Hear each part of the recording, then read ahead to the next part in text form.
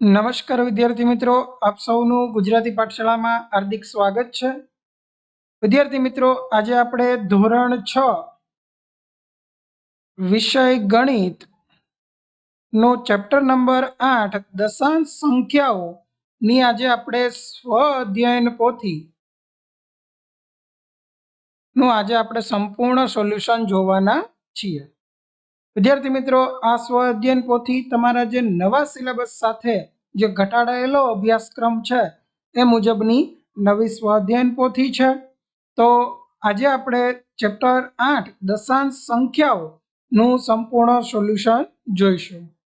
પહેલો પ્રશ્ન છે, યોગ્ય વિકલ્પ પસંદ કરો કે 0.7625 એટલે 0.7625 કઈ બે સંખ્યાની વચ્ચે આવે? તો એમાં આન્સર આવશે ડી 0.76 અને 0.763।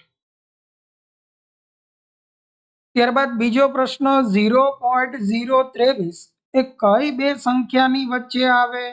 તો કે 0.02 અને 0.03 ની વચ્ચે। ત્રીજું, કઈ દશાંશ સંખ્યા સૌથી મોટી છે? તો અહીંયા આવશે ઓપ્શન સી 0.29। ત્યારબાદનો પ્રશ્ન નંબર 4, કઈ દશાંશ સંખ્યા સૌથી નાની છે? તો એમાં સૌથી નાની સંખ્યા છે એ ઓપ્શન સી 0.082।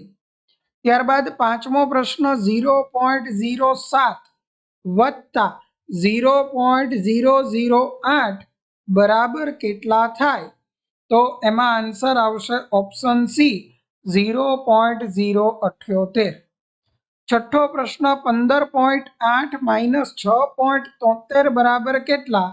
તો આન્સર આવશે 9.07।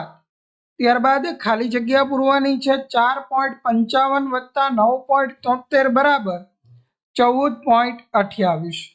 આઠમું 8.76 માઇનસ 2.68 બરાબર 6.08।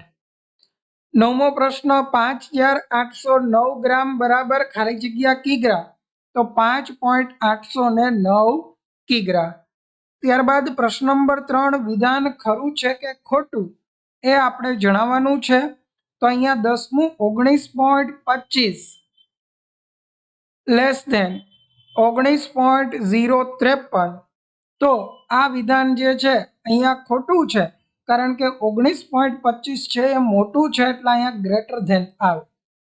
41મો પ્રશ્ન 11મો પ્રશ્ન 42 માઇનસ 42.28 માઇનસ 3.19 બરાબર 39.09, તો આ વિધાન ખરું। ત્યારબાદ સૂચના મુજબ આપણે આન્સર આપવાના છે। 12મો પ્રશ્ન ચડતા ક્રમમાં આપણે ગોઠવવાના છે।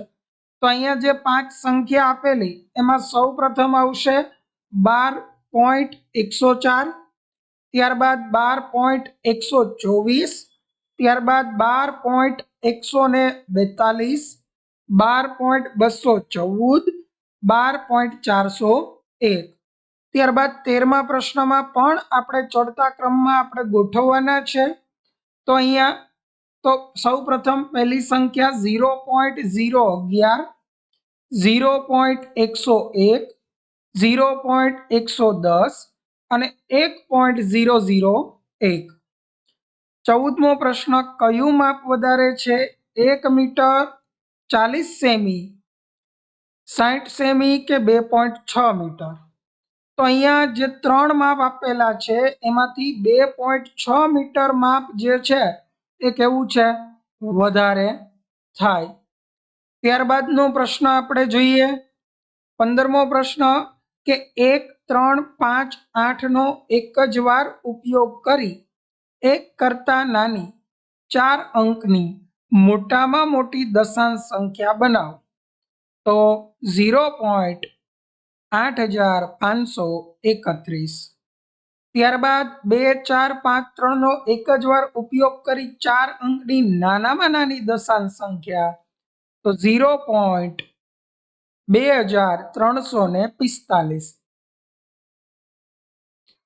17મો પ્રશ્ન 5201 ગ્રામ ने किलोग्राम में फेरवो तो अहींया जे छे आपने ख्याल छे के 1000 ग्राम बराबर 1 किग्रा थाय। तो अहींया 5201 ग्राम बराबर एटले के 5201 ना छेदमां 1000 तो 5.201 किलोग्राम अहींया आवशे।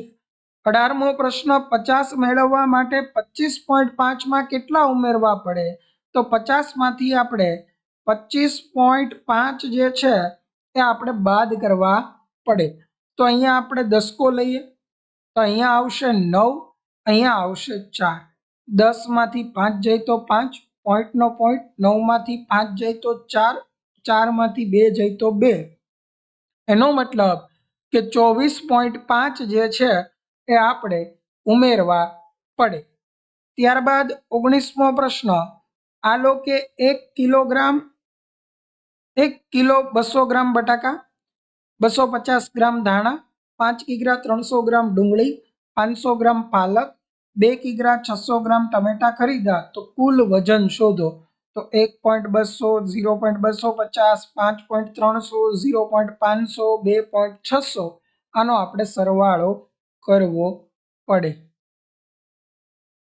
તો અહીંયા 0 0 0 પછી અહીંયા 5 2 ને 2 4 ને 3 એટલે 7, 7 ને 5 12, 12 ને 6 18, 18 નો 8 વધી ચડી 1 1 2 5 7 8 અને 9 એટલે 9 કિલોગ્રામ 850 ગ્રામ જે છે એ વજન એણે ખરીદેલ હશે। ત્યારબાદ સર્વગ્રાહી મૂલ્યાંકનમાં ખાલી જગ્યા છે 3.03 વત્તા 0.016 બરાબર એટલે કે 3.046, 3.25 કે 3.4 તો અહીંયા નિશાની આવશે લેસ ધેનની બરાબર। ત્યારબાદ 6.25 ખાલી જગ્યા 25 ના છેદમાં 4 તો નિશાની બરાબરની આવશે। ચોથા પ્રશ્નમાં ઉતરતા ક્રમમાં ગોઠવવાનું તો સૌથી મોટું 22.1, એનાથી નાનું 20.42, એનાથી નાનું 2.2, ત્યારબાદ નાનું 2.23 અને ત્યારબાદ નાનું 2.0226। ત્યારબાદ પાંચમો પ્રશ્ન કે 46.8 મેળવવા માટે 38.28 માં કેટલા ઉમેરવા પડે તો 46.80 માંથી 38.28 તમે બાદ કરો તો અહીંયા 8.52 એટલે 8.52 જે છે એ ઉમેરવા પડે। छठो प्रश्न गौरांगे 2 किलो 250 ग्राम सफरजन, 3 किलो 375 ग्राम केला, 225 ग्राम द्राक्ष, 5 किलो 385 ग्राम संतरा खरीदा तो खरीदेलू कुल वजन शोधो। तो 2.280, 3.375, 0.225 અને 5.385 એનો આપણે સરવાળો કરવો પડે બરાબર। 5 5 5 15 નો 5 વધી એવી 1 8 ने 1 9, 9 ने 7 16, 16 ने 2 18, 18 ने 6 26 वधी चेड़ी 2, 2 ने 2 4 ने 3 7, 8 9 10 11 12 वधी चेड़ी 1, 1 2 3, 3 ने 3 6, 6 ने 11, 6 ने 5 11 એટલે 11.265 કિગ્રા કુલ એણે વજન ખરીદેલ હોય। ત્યારબાદ સાતમા પ્રશ્નમાં જુદા જુદા ખોરાકમાં સમાવિષ્ટ ઉર્જા નીચે મુજબ છે બરાબર। તો અહીંયા આપણને કયા ખોરાકમાં સૌથી વધુ ઉર્જા મળે તો અહીંયા આપણે જોઈએ તો ચોખામાં સૌથી વધારે ઉર્જા છે। કયા ખોરાકમાં સૌથી ઓછી ઉર્જા મળે તો અહીંયા તમે જુઓ તો દૂધમાં સૌથી ઓછી ઉર્જા છે। અને ત્યારબાદ પ્રશ્ન કે બટાકામાં પ્રાપ્ત થતી ઉર્જાને અપૂર્ણાંક સ્વરૂપે દર્શાવો તો 37/10। तो विद्यार्थी मित्रों अहींया आपड़ा चेप्टर नंबर 7 8 નું સંપૂર્ણ સોલ્યુશન જે છે એ પૂર્ણ થાય છે।